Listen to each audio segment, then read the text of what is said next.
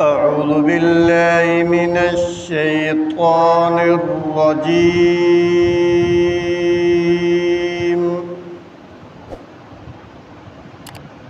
بسم الله الرحمن الرحيم.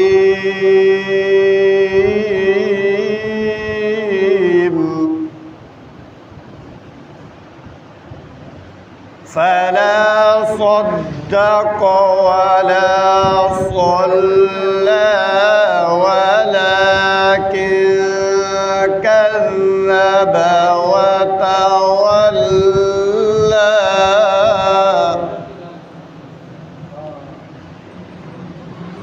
ثم ذهب إلى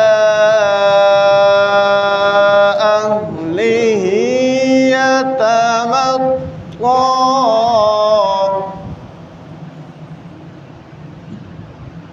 أولى لك فأولى ثم أولى لك فأولى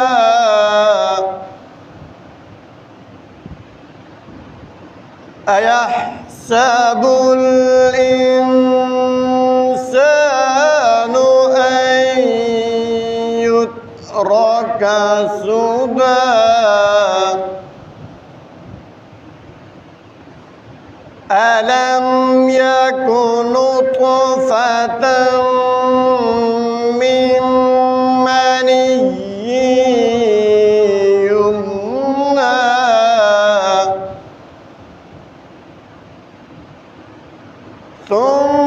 ثم كان علقة فخلق فسوى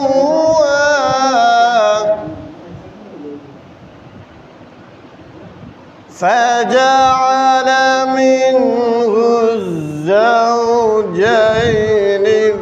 الذكر والأنثى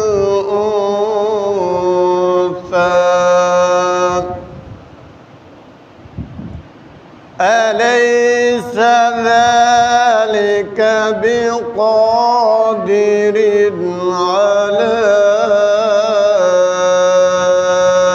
أن يحيي الموتى صدق الله العظيم.